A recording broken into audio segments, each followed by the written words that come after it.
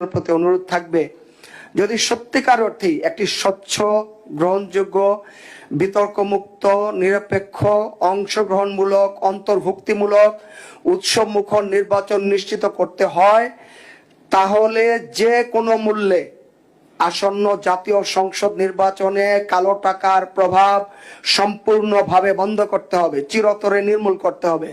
পেশি শক্তির দৌরাত্ম্য সম্পূর্ণভাবে নির্মূল করতে হবে।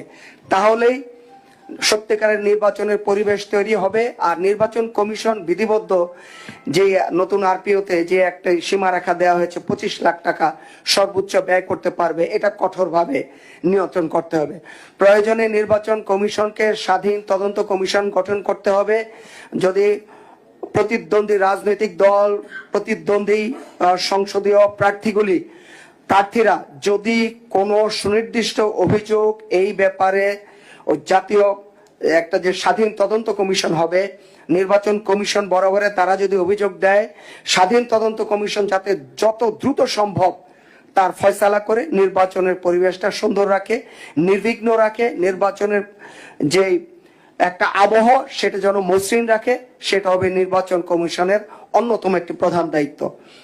আর আচরণ বিধি মেনে চলার কথা বলা হয়েছে। জাকের পার্টি অবশ্যই আমরা 300 সংসদীয় আসনে প্রার্থী দিতে প্রস্তুত আছি, আমাদের সেই প্রস্তুতি আছে।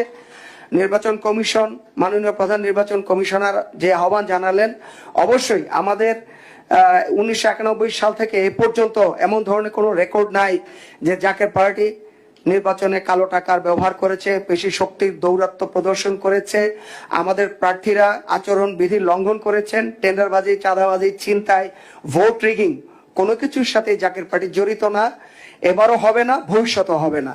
তাই আমি নির্বাচন কমিশনকে আশ্বস্ত করব, আমাদের জাকের পার্টির প্রার্থীরা অবশ্যই আচরণ বিধি মেনে চলবে।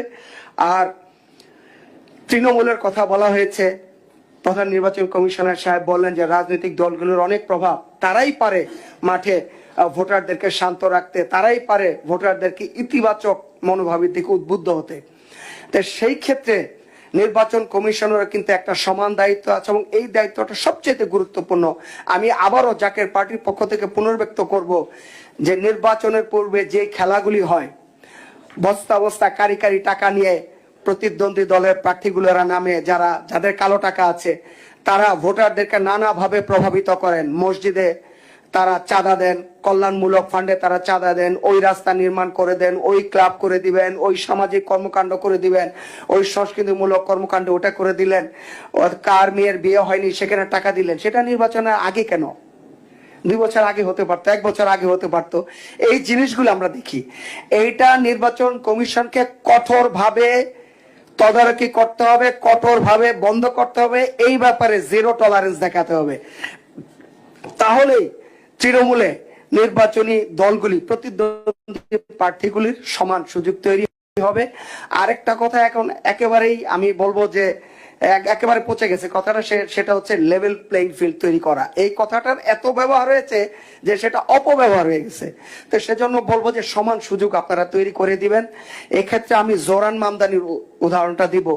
তিনি যখন 1 বছর আগে রাস্তায় দাঁড়ালেন, সকলকে বলছেন স্যার ম্যাম আমাকে 1 মিনিট সময় দিবেন, কেউ তাকে পাত্তা দেয়নি। কিন্তু তার অনমনীয় দৃঢ়তা, জেদ, তীব্র ইচ্ছা শক্তির কারণে